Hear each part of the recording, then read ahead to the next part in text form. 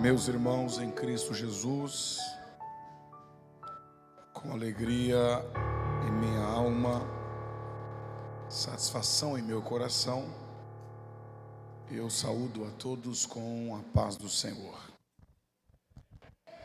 Satisfação imensa poder retornar a esta casa para juntamente celebrarmos gratidão a Deus por tudo quanto Ele tem feito, por tudo quanto Ele fez e por aquilo que Ele ainda vai fazer. Quero dispensar honra em gratidão a Deus pela vida do anjo da igreja, pastor Augusto Gabina, sua digna esposa, missionária Débora, que as mãos do Senhor continuem estendidas sobre a vida deste homem de Deus, de toda a sua casa e da igreja que o Senhor Jesus tem confiado em suas mãos. Quantos querem ouvir uma palavra da parte de Deus? Diga amém. Abra comigo a sua Bíblia no livro dos Atos dos Apóstolos, capítulo 2. Atos dos Apóstolos, capítulo de número 2. O tema que eu gostaria de ministrar esta noite tem a ver com avivamento e missões. Missões e avivamento. Atos dos Apóstolos, capítulo de número 2, do verso 1 ao verso 4. Quando achar, diga amém. Depois do culto, os nossos livros estarão ali na saída. Deus tem nos dado graça para escrever livros.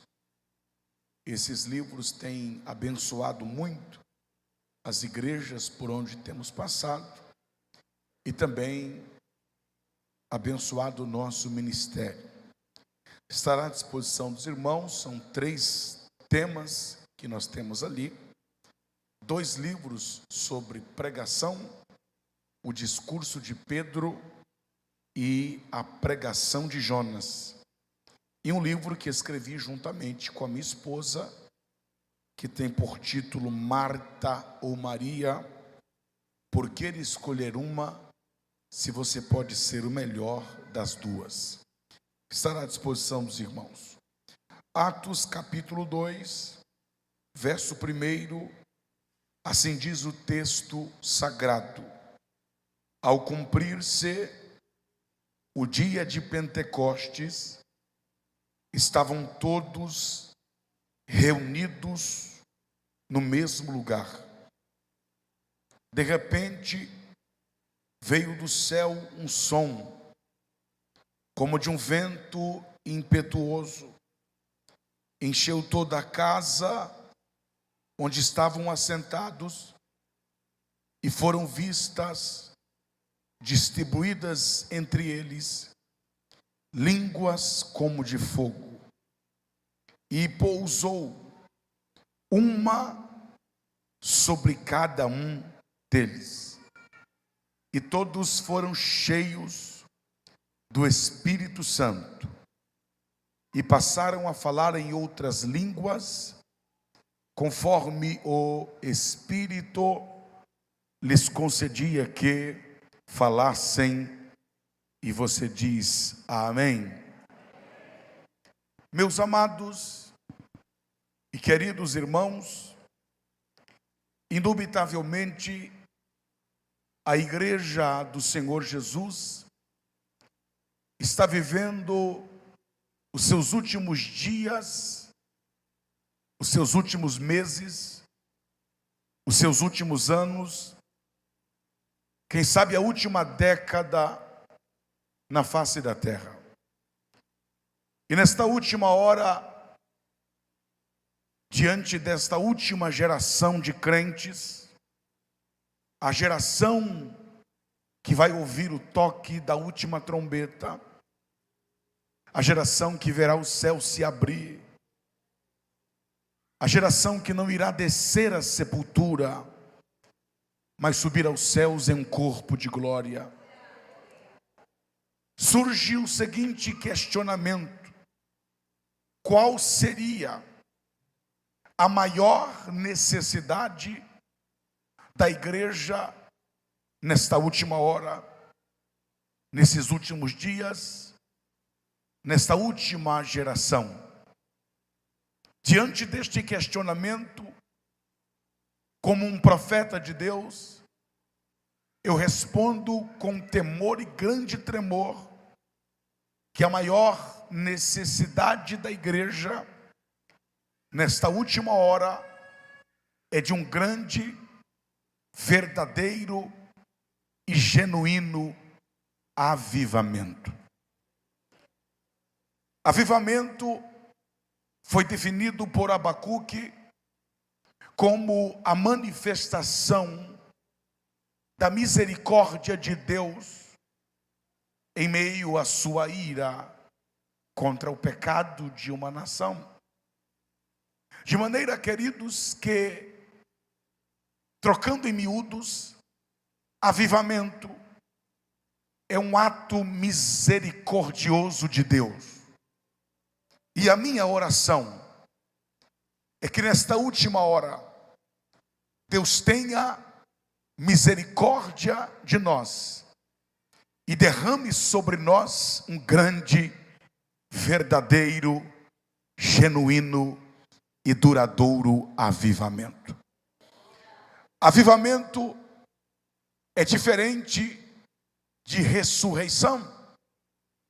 Ressuscitar é pegar quem está morto e torná-lo vivo. Avivamento é pegar quem está vivo e torná-lo mais vivo ainda.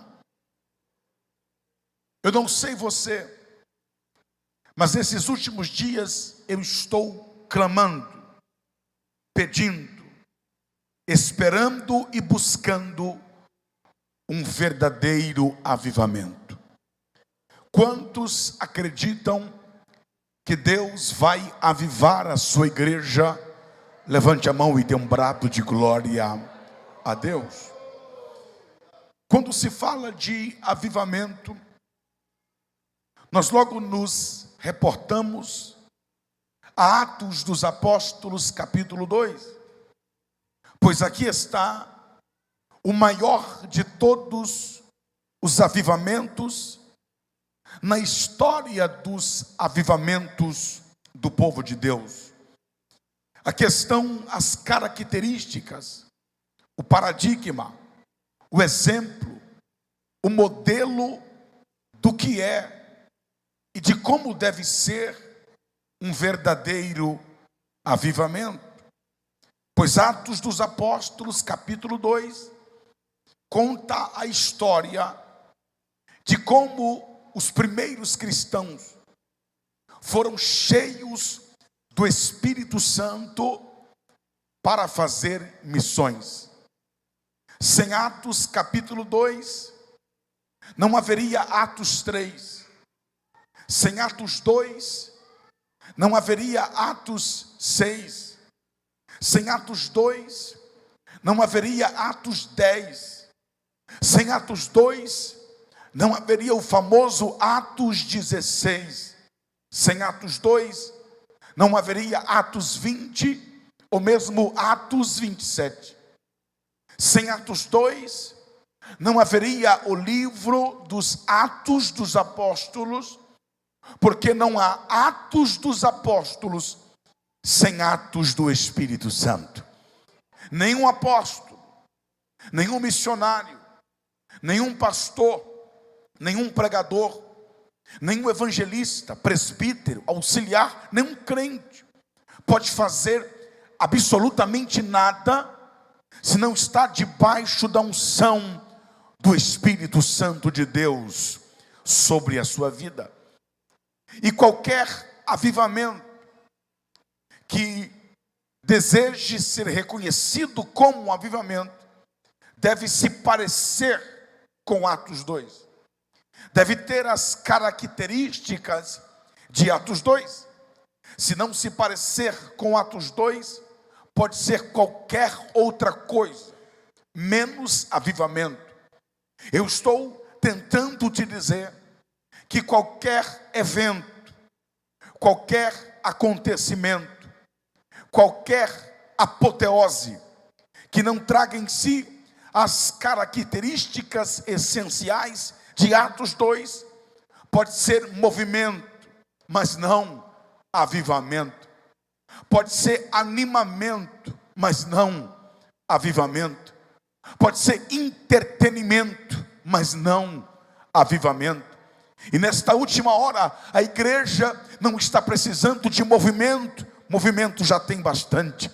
Nesta última hora, a igreja não está precisando de animamento, animamento é o que mais tem. Nesta última hora, a igreja não está precisando de entretenimento, a igreja está precisando de um grande avivamento. Pastor, quais seriam então as características de um verdadeiro avivamento? A primeira característica de um verdadeiro avivamento está em Atos dos Apóstolos, capítulo 2, versículo 1, quando o texto diz: ao cumprir-se o dia de Pentecostes, estavam todos reunidos no mesmo lugar. Aqui está a primeira característica de um verdadeiro avivamento. Avivamento acontece no mesmo lugar. Vou repetir. Avivamento acontece no mesmo lugar. Tem gente que pensa que para viver um avivamento vai ter que mudar de lugar, vai ter que mudar de área, vai ter que mudar de igreja, vai ter que mudar de campo, vai ter que mudar de ministério. Mas Deus me trouxe aqui para te dizer que avivamento acontece no mesmo lugar. Não vai precisar mudar de igreja, não vai precisar mudar de área, não vai precisar mudar de ministério, de rua, de casa, cidade, ou mesmo mudar do país. Deus vai te avivar, é no mesmo lugar. Deus vai te abençoar, é no mesmo lugar.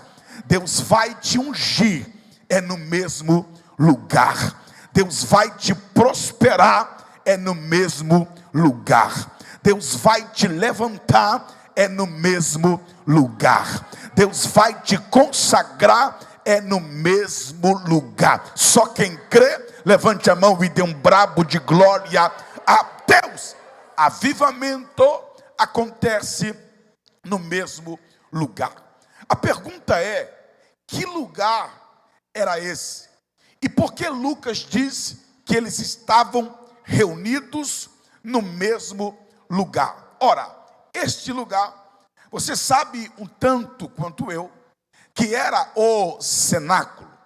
E por que Lucas diz que eles estavam reunidos, ou seja, unidos de novo, unidos novamente, unidos uma vez mais no mesmo lugar? Mesmo lugar de quê? Mesmo lugar do quê? Ora, o cenáculo em que os discípulos ora estavam reunidos aqui no dia de Pentecostes havia sido o mesmo lugar que Jesus havia celebrado a última Páscoa, a primeira ceia. E cá para nós, as lembranças que os discípulos tinham deste lugar, o cenáculo, não eram as melhores, pelo contrário, eram as piores possíveis. Foi no cenáculo que o corpo de Jesus foi partido, foi no cenáculo que o sangue de Jesus foi simbolicamente derramado, Foi no cenáculo que os discípulos se entristeceram. Foi no cenáculo que os discípulos se contristaram. Foi no cenáculo que Jesus provou com seus discípulos as ervas amargas.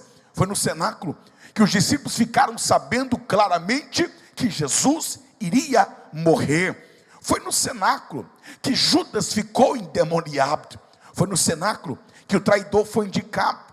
Foi no cenáculo que o diabo encheu o coração de Judas. Foi no cenáculo que o traidor meteu a mão no prato de Jesus. Foi no cenáculo que Pedro ficou sabendo que negaria Jesus 3 vezes.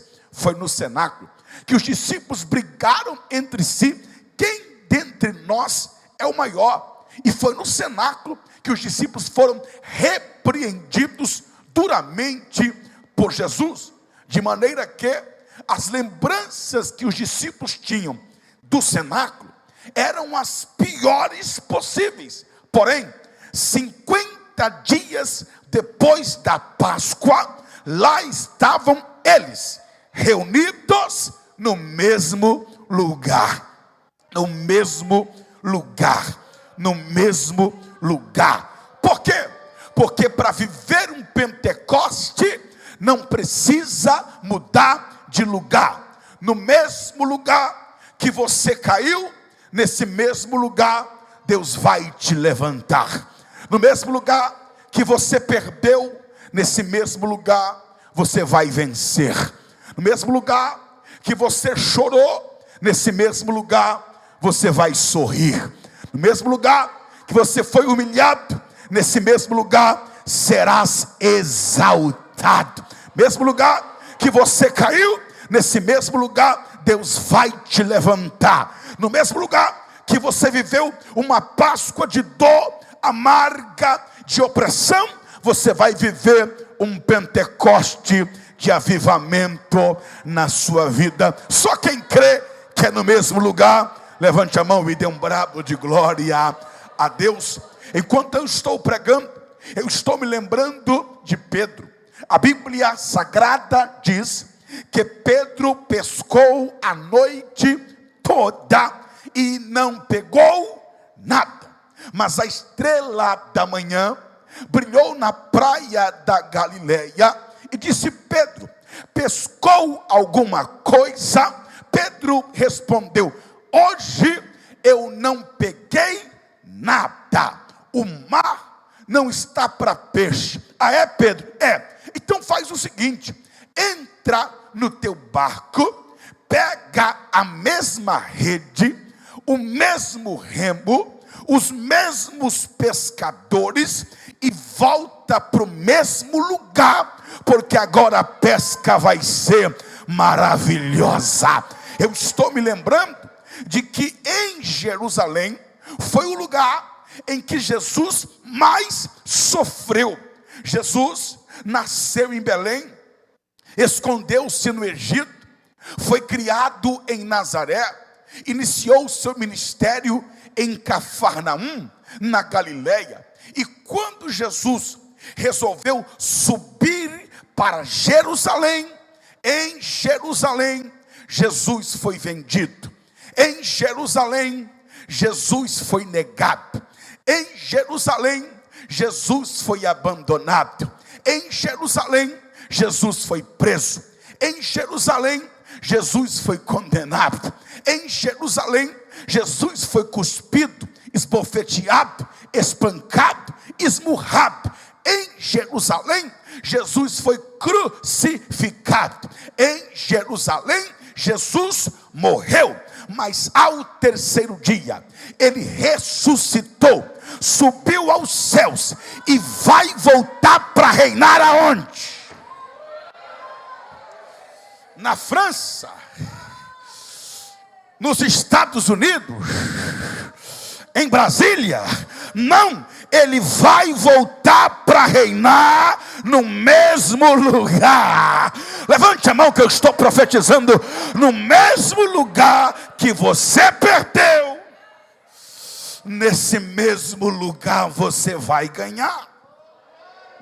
Porque avivamento acontece no mesmo lugar.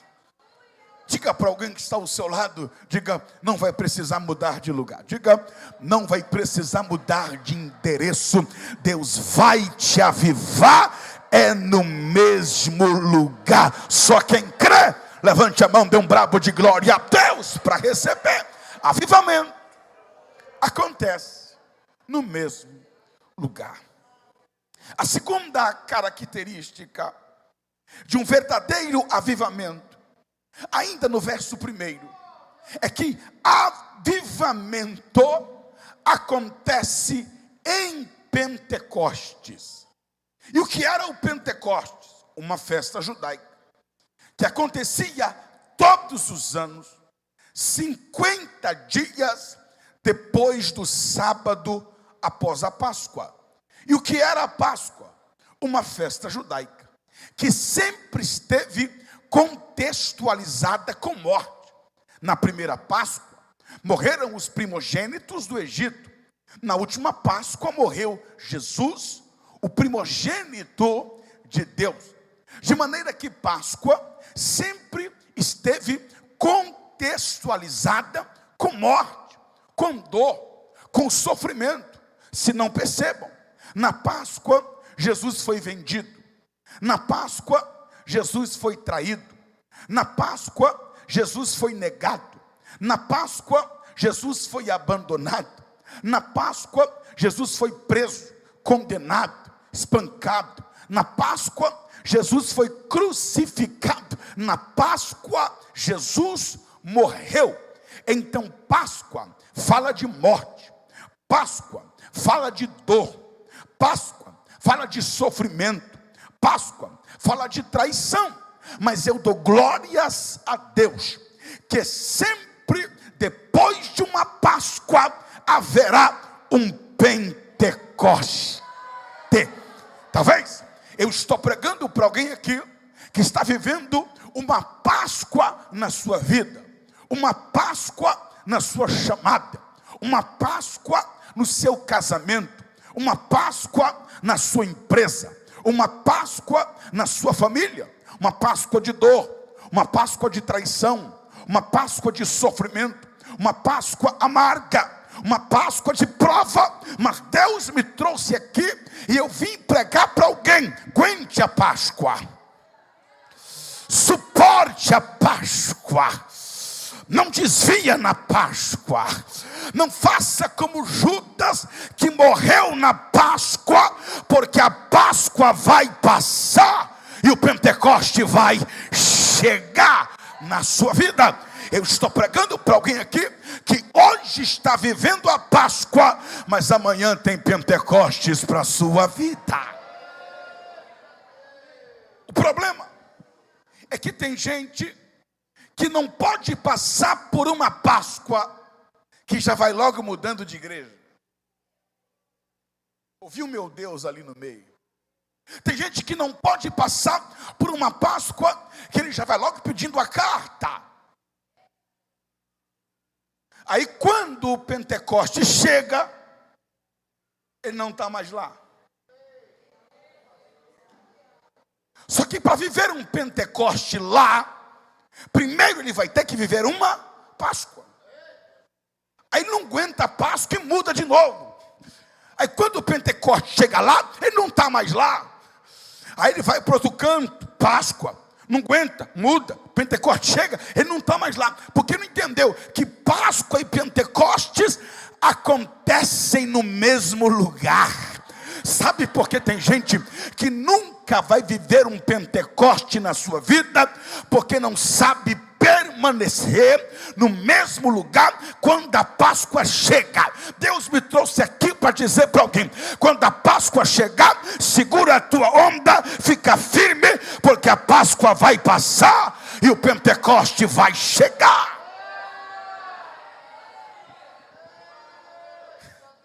Páscoa e Pentecostes acontece no mesmo lugar. Terceira característica de um verdadeiro avivamento, verso 2: de repente. Diga forte: de repente. Eu gosto disso aqui, pastor Gabina. O avivamento veio de repente. Aqui está a terceira característica de um verdadeiro avivamento. Qual é, pastor? Avivamento não se avisa. Avivamento não se programa. Avivamento acontece de repente. Não entendi, pastor? Lá vai. Fica esperto, porque não vai ter cartaz. Crente movido a cartaz vai perder o avivamento. Crente movido a evento vai perder o avivamento. Crente movido a congresso vai perder o avivamento. Não vai ter carro de som na rua, não vai ter vinheta na rádio, não vai ter banner no Instagram avisando que vai acontecer um avivamento, porque avivamento não se avisa, não se programa, ele vem de repente. Dê um toque no teu vizinho e diga assim: fica esperto. Diga assim: fica esperto, porque avivamento é de repente.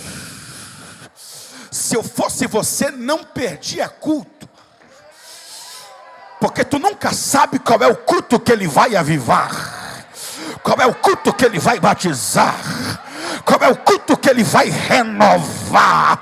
Tem crente que é movido a cartaz, vai perder o avivamento. Tem crente que é movido a cantor de fora, vai perder o avivamento. Tem gente que diz: eu só vou se o pregador for de fora. Quer pregador de fora? Está aqui o pregador de fora do pecado, de fora da mentira, de fora da soberba, de fora do adultério. Levante a mão, eu estou profetizando esta noite: haverá um avivamento.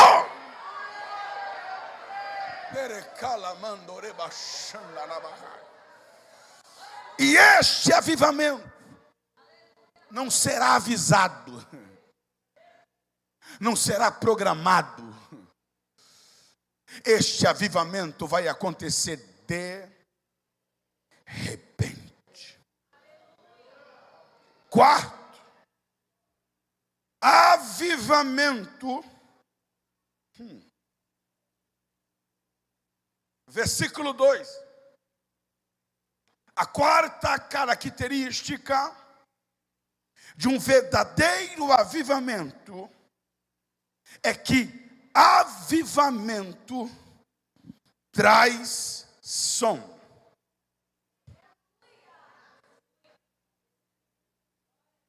Existe som sem avivamento, mas não existe avivamento sem som. Eu vou melhorar, eu sei que eu estou pregando para um povo pentecostal. Existe barulho sem avivamento, mas não existe avivamento sem barulho, porque lugar de silêncio é no cemitério, culto não é velório, púlpito não é caixão. Cristo não está morto, ele até morreu, mas ressuscitou, ele está vivo, e quem está vivo faz barulho.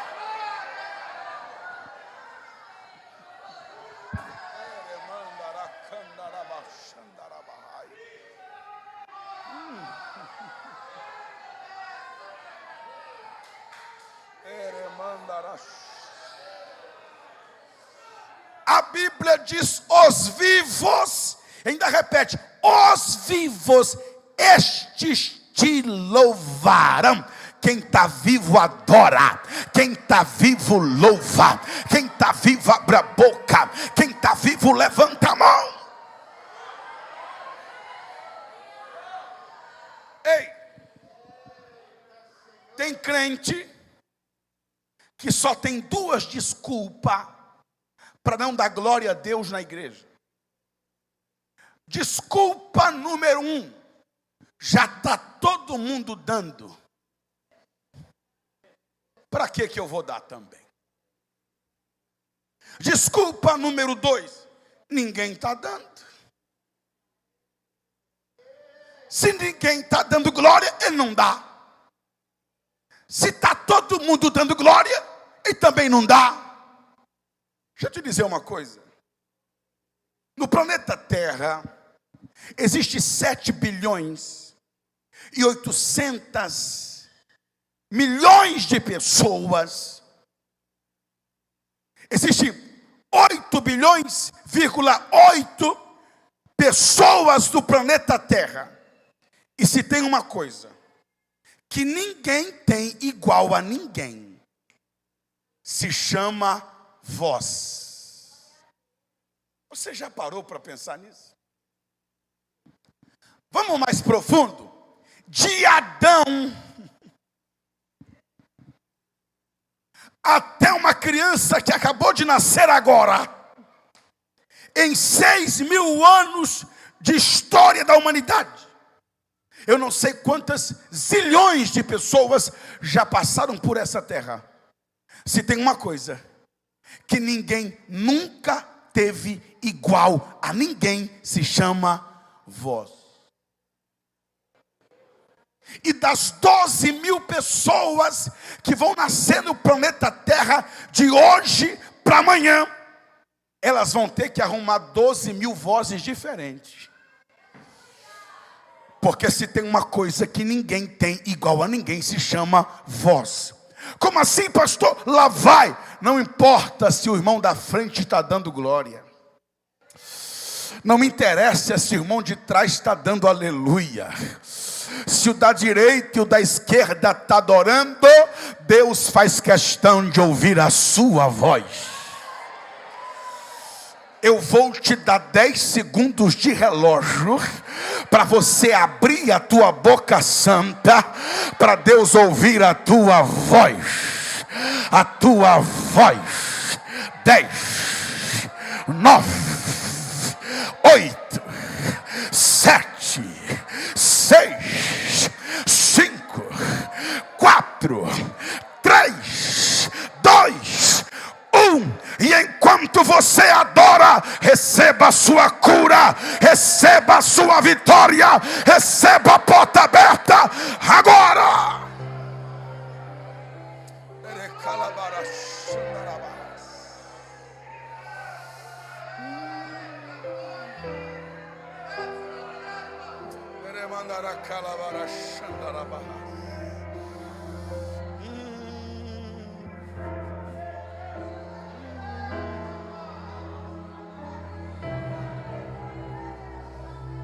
Veio do céu um som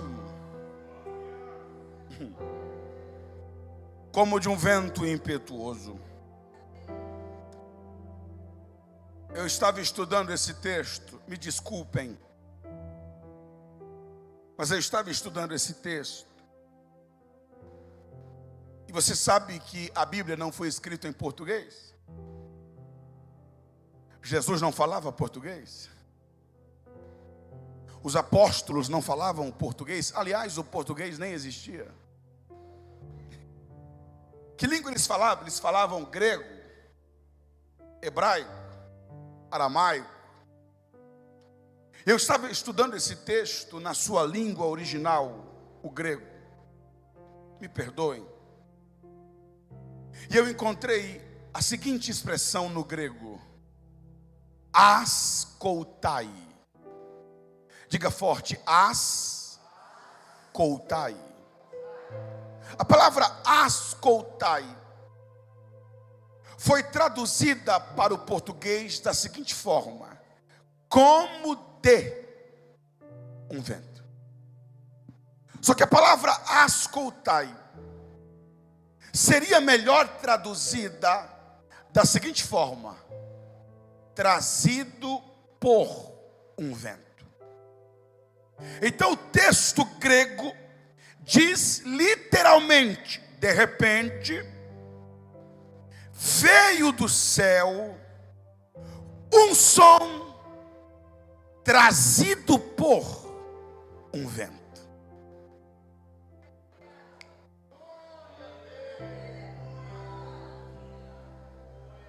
A palavra som, perdoe-me, a palavra som,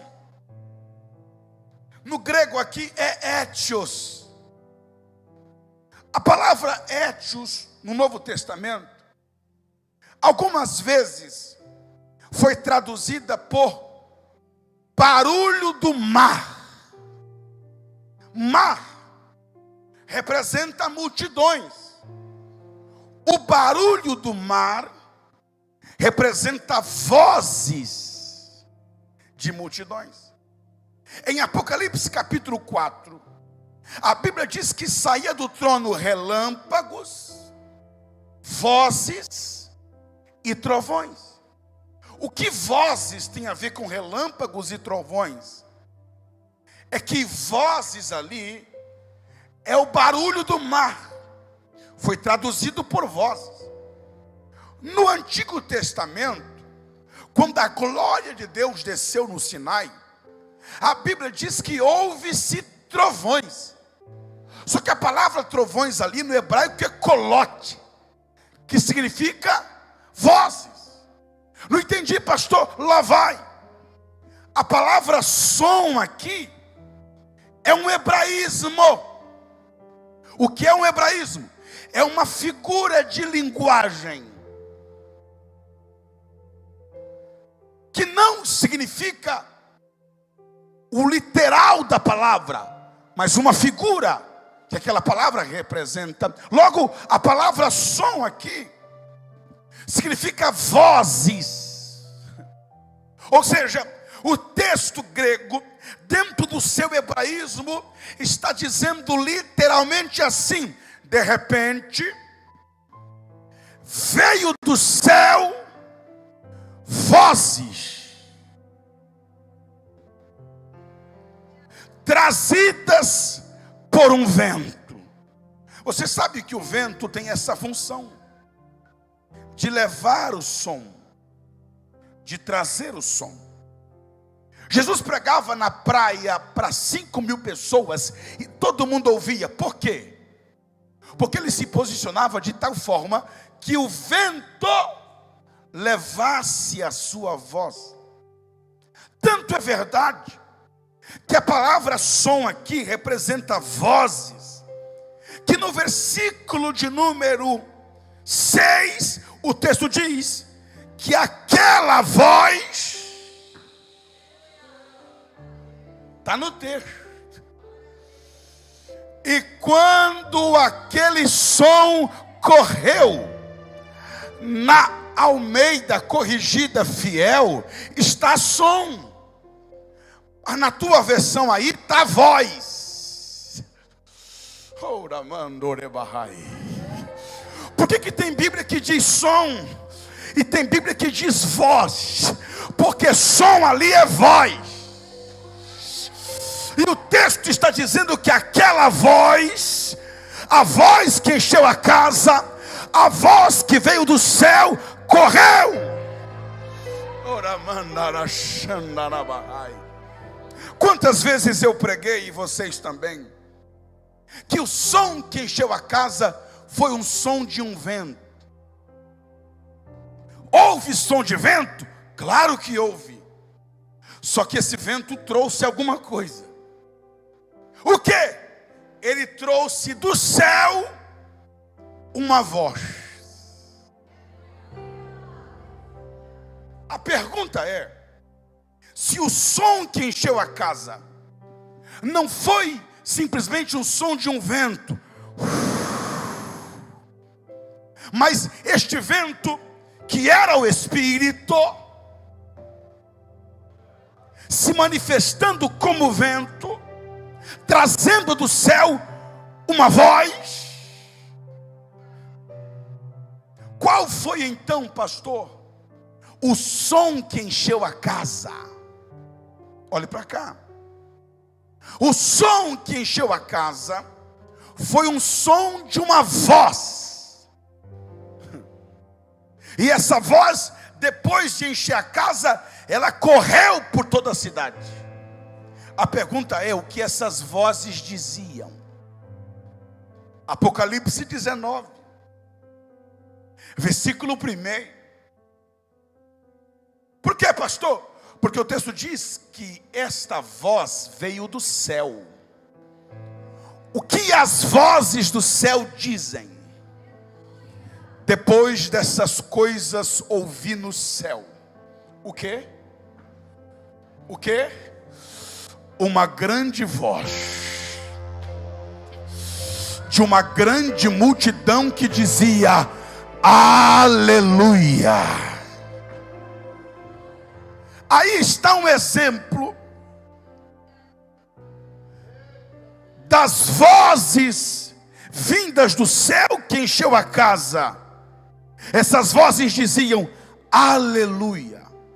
Você já percebeu que a palavra aleluia faz parte de todos os idiomas? Sim ou não? Você vai num culto na Inglaterra, os ingleses dizem aleluia. Você vai num culto na Espanha, os espanhóis dizem aleluia. Você vai num culto na França, os franceses dizem aleluia. Você vai num culto na Alemanha, não entende nada, mas de vez em quando você vai ouvir um aleluia. Você vai num culto na Coreia, você não entende nada que o pastor está pregando, mas se ele for pentecostal, de vez em quando ele vai dizer um aleluia. Nos Estados Unidos dizem aleluia, e aqui no Maranhão a gente também diz aleluia. O que significa dizer aleluia? Aleluia significa louvai ao Senhor. O que é louvar ao Senhor? Louvar ao Senhor é fazer isso aqui, ó. Tu és grande, tu és tremendo, tu és poderoso, tu és digno, tu és majestoso. Só tu reina, só tu domina, só tu comanda, só tu tens o poder e a glória. Isso é louvar. Quando eles começaram a falar em línguas estranhas, me diga, pelo amor de Deus, o que era que eles estavam fazendo enquanto falavam em línguas? O quê? Pregando? Não. Louvando a Deus. Falando sobre as grandezas de Deus. Não entendi, pastor, vai entender agora. Lá estão os 120 sentados. Pensa num culto chato. Porque culto sem Espírito Santo não tem graça. Pode ter pregador, pode ter cantor. Se não tiver Espírito Santo, não tem graça. Pensa num culto chato. Estão 120 sentados. Mas de repente entrou no cenáculo um barulho de vozes. Vozes vindas do céu, trazidas pelo vento do Espírito. E essas vozes diziam: louvai ao Senhor, louvai ao Senhor, louvai ao Senhor, louvai ao Senhor, louvai ao Senhor, louvai ao Senhor, louvai ao Senhor, louvai ao Senhor, louvai ao Senhor. Aí eles começaram: glória a Deus, glória a Jesus, tu és poderoso, tu és tremendo, tu és maravilhoso. Daqui a pouco não tinha mais palavras no idioma deles para dizer o quanto Deus é grande, o quanto Deus, alguém já entendeu? O quanto Deus é tremendo, o quanto Deus é poderoso. O Espírito Santo os encheu e os revelou algo tão tremendo sobre Deus, que na língua deles não tinha como exprimir, e o jeito foi abrir a boca e começar a falar em outras línguas as grandezas de Deus.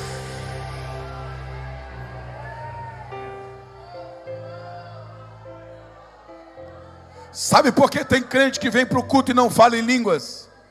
Porque não louva ao Senhor. Sabe por que tem crente que vem para o culto e não sente nada?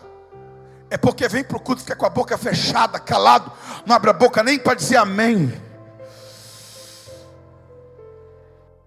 Mas quando os 120 começaram a louvar ao Senhor, eles começaram louvando em português, ou melhor, em grego, em hebraico, em aramaico. Mas daqui a pouco, quando Pedro abriu a boca para dar glória a Deus, não saiu mais glória a Deus, saiu uma rajada de línguas estranhas. Quer falar em línguas, vai dando glória a Deus, aleluia, amém. Quer ser cheio, vai dando glória a Deus, aleluia, amém. Quer receber o enchimento do Espírito Santo, abre a boca e vai glorificando. Abre a tua boca e eu te encherei. Eu tenho dito, pastor Gabina, eu tenho dito aos líderes deste Brasil: me levem para pregar onde não tem aeroporto, me leve para pregar onde não tem estrada pavimentada, me leve para pregar onde não tem hotel para ficar, me leve para pregar onde não tem som bom, ar-condicionado, porcelanato, poltronas almofadadas. Mas não me leve para pregar onde não tem a glória, onde não tem a presença, onde não tem a unção, onde não tem a adoração. Aqui tem, aqui tem, aqui tem, aqui tem, aqui tem, aqui tem. Levante a mão, adore, louve, celebre. Receba o Espírito Santo.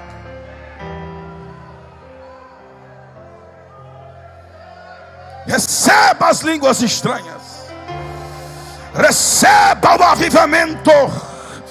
Darakandoreba Shandarabahai. Nerekalabara Shandoreba Sorekai.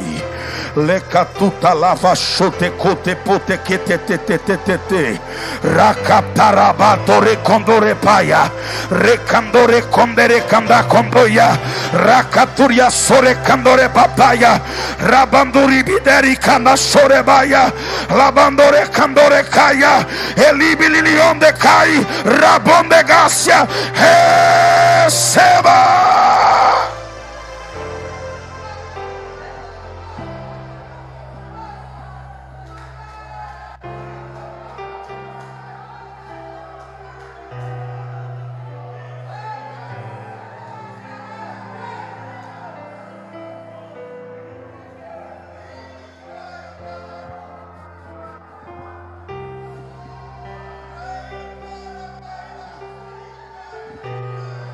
Esse foi o som que encheu a casa. Essa foi a voz que encheu o cenáculo. Este foi o som que saiu pelas ruas e atraiu as multidões.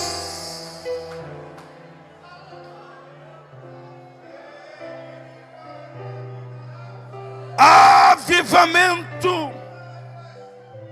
traz som. Quem não gosta de barulho não vai gostar do avivamento.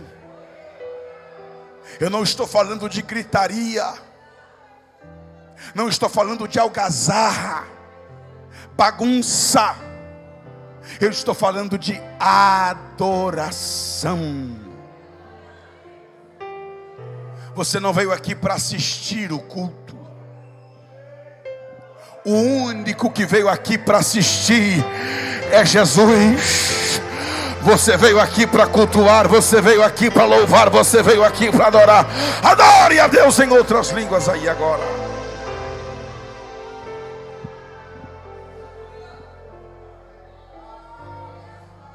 Avivamento traz som.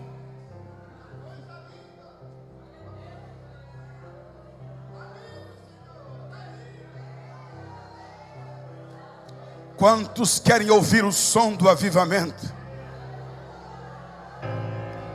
Mas sabe o que é tremendo? Eu vou caminhar para concluir, que eu quero pular aí embaixo ainda hoje, aí, se Deus quiser. Estou sentindo uma graça aqui.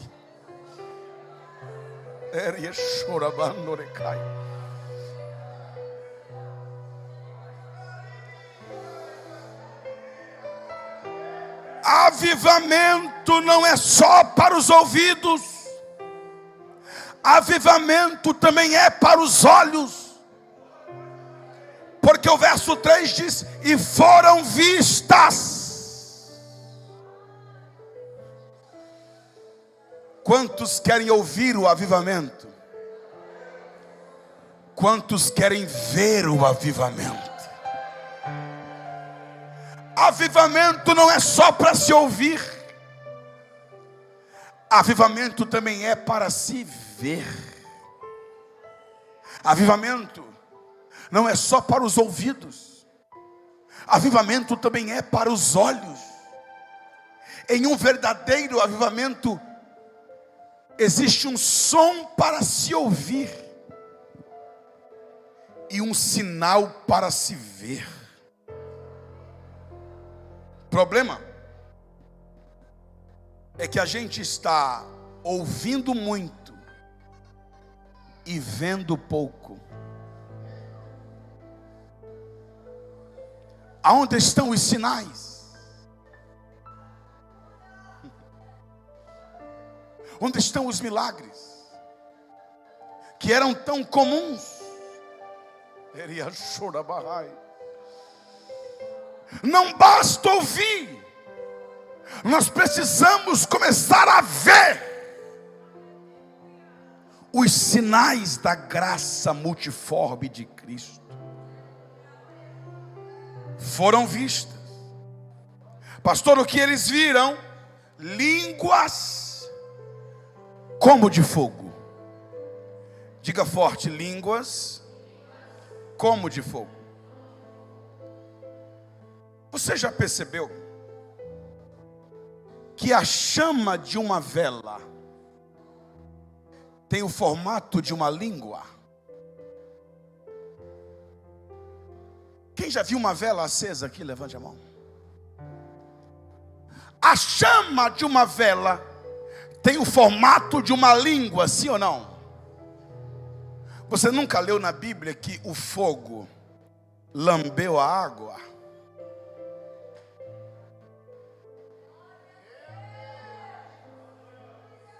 O que eles viram? Eles viram línguas repartidas como de fogo. No dia de Pentecostes, eu gosto disso, o Espírito Santo se manifestou de duas formas. Quantas formas? Número 1, ele veio como vento e ele veio como fogo. Diga forte: vento. Diga forte: fogo. As mulheres dizem vento, os homens dizem fogo. Vou dar mais uma chance. As mulheres dizem vento e os homens digam fogo. Esse fogo aí está meio apagado. Vamos lá, mulheres: vento, homens, fogo. Oh, glória. Toda a igreja: vento e fogo. Agora olhe para cá. Vento mais fogo dá o quê?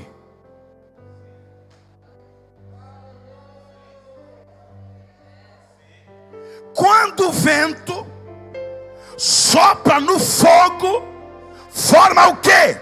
Forma uma labareda. A Bíblia diz que Deus dos seus anjos faz o quê? Vento. E dos seus ministros faz o quê? Labareda de fogo. Púlpito não é geladeira, púlpito é fogueira. Deus não te chamou para ser uma barra de gelo, Deus te chamou para ser labareda de fogo. Pega na mão de alguém, pega na mão de alguém. principalmente aqui no altar. Aperte a mão dele, aperte a mão dela e pergunta: tu é barra de gelo ou tu é uma labareda de fogo? Tu é barra de gelo ou é uma labareda de fogo? E sabe o que é tremendo? É que labareda de fogo nunca desce. Labareda de fogo só sobe, sobe, sobe, sobe, sobe. Quando a trombeta tocar, só vai subir quem é labareda.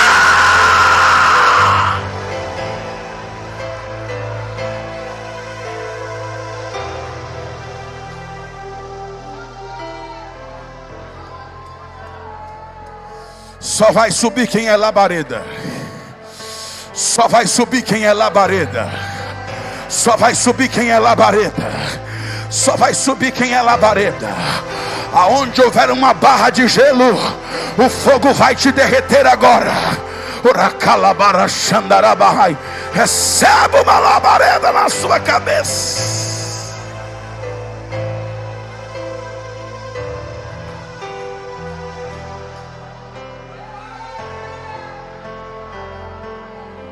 De pé como estamos. De pé como estamos. A Bíblia não diz que a labareda pousou em um e depois no outro. Não. A Bíblia diz que foram vistas sobre eles línguas repartidas como de, e pousou uma, diga uma, sobre cada um. Não, diga forte, diga uma sobre cada um. Sabe o que isso quer dizer? Em um avivamento, ninguém precisa pedir nada emprestado para ninguém. Aqui tem uma para cada um. É uma para cada um. Eu recebo a minha, você recebe a sua. Eu pego a minha, você pega a tua. Aonde houver um crente com a boca aberta, receba uma labareda de fogo agora.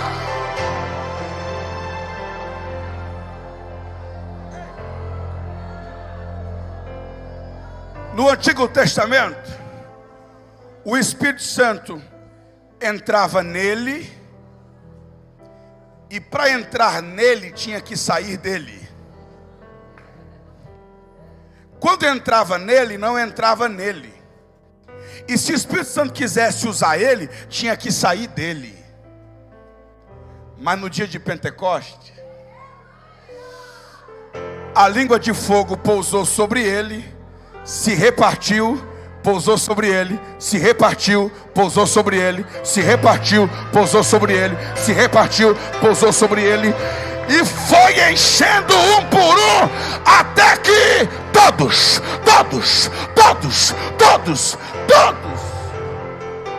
foram cheios do Espírito Santo. Diga forte, todos. Porque avivamento acontece no mesmo lugar. Avivamento acontece em Pentecoste. Avivamento acontece de repente. Avivamento traz som. Avivamento também é para os olhos. Avivamento é para todos. Agora olhe para cá. Todos que estão aqui hoje são cheios do Espírito Santo? Não. Não. Todo mundo que mora em São Luís são cheios do Espírito Santo? Todos os que moram no Brasil ou no planeta são cheios do Espírito Santo? Mas Jesus disse: nos últimos dias derramarei o meu Espírito sobre todos. E por que todos não são cheios? Porque todos aqui não é quantidade. Todos aqui é qualidade. Como assim? A Bíblia diz que o Espírito Santo, nos últimos dias, viria sobre todos os tipos de pessoas. Então ele não virá sobre todas as pessoas, mas sobre todos os tipos. Filhos e filhas, jovens e velhos, servos e servas. Por quê? Porque o Espírito Santo não faz acepção de sexo. Ele vem sobre homens e mulheres. O Espírito Santo não faz acepção de idade. Ele vem sobre jovens e velhos. O Espírito Santo não faz acepção de classe social. Ele vem sobre servos e servas. Só que aqui, quando o texto diz que todos foram cheios do Espírito Santo, está falando dos 120. Está falando de quantos? Só que tem um detalhe, pastor Gabina. No capítulo 1, Jesus não prometeu que iria batizar os 120.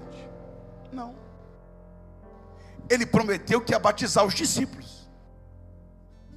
Está no capítulo 1, versículo 5. Porque João, na verdade, batizou com água, mas vocês quem? Os 120? Não, os discípulos. Vocês sereis batizados com o Espírito Santo, não muito depois desses dias. Então Jesus não prometeu que ia batizar os 120. Ele prometeu que ia batizar os discípulos. Só que cada um dos discípulos levou 10. Pedro, tu vai no culto? Vou. Tiago, tu vai também? Eu vou. João, tu vai? Não perco por nada. Vai sozinho? Vou não, vou levar os filhos, vou levar as filhas, vou levar os jovens, vou levar os velhos, vou levar os servos, vou levar as servas. E aconteceu que no dia de Pentecostes, Jesus batizou os discípulos e batizou quem eles levaram. Porque Jesus vai encher você e vai encher quem você trouxe. Vai encher você e vai encher a tua família. Vai encher você e vai encher a tua casa. Quem crê que a promessa é para você e para quem você trouxe.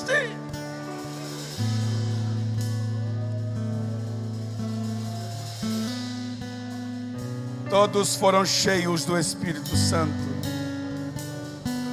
E aqui eu termino.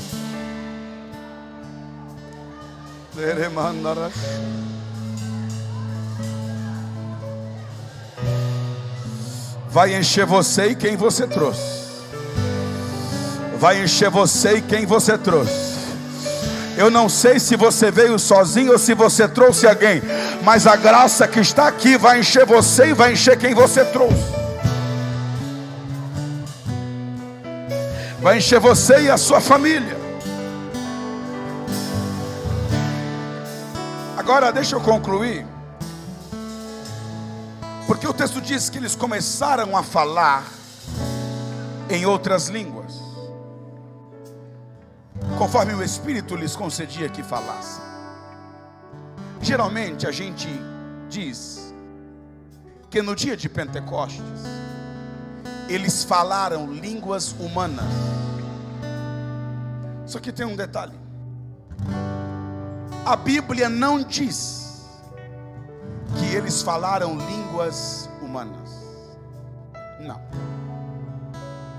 A Bíblia diz que aqueles homens os ouviram falar na sua língua materna.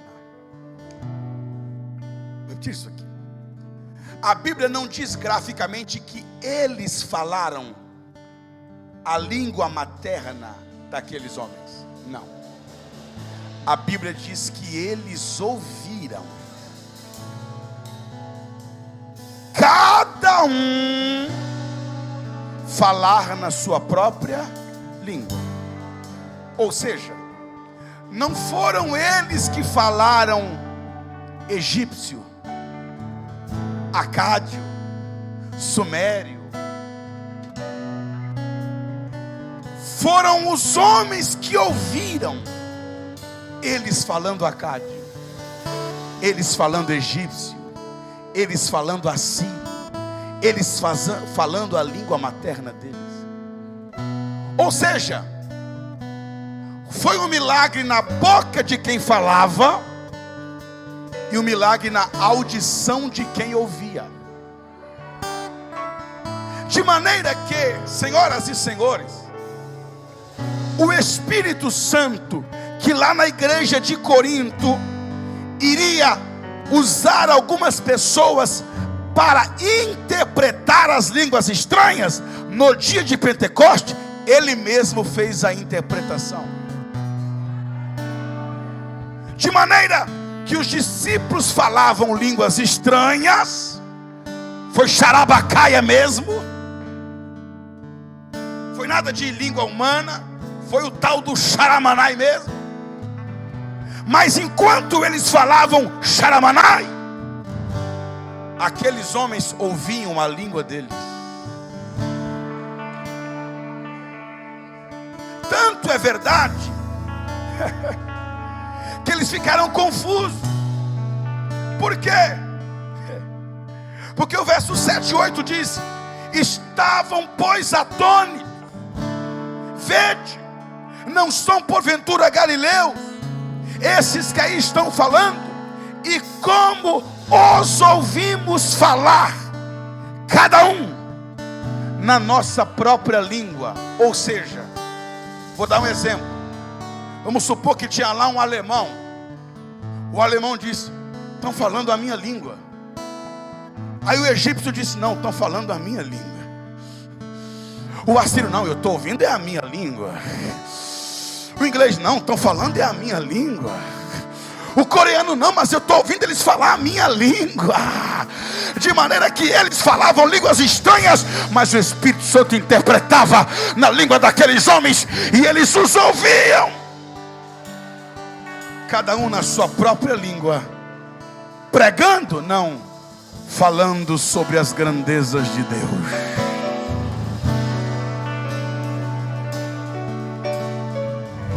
Aí você diz: pastor, qual foi o resultado deste avivamento? E por que o tema da mensagem é avivamento e missões? É porque o resultado deste avivamento foram 3.000 almas. Agora olhe para cá. No dia de Pentecostes, houve vento, diga vento, fogo, diga fogo, e línguas, diga línguas. Mesmo assim, Pedro pregou.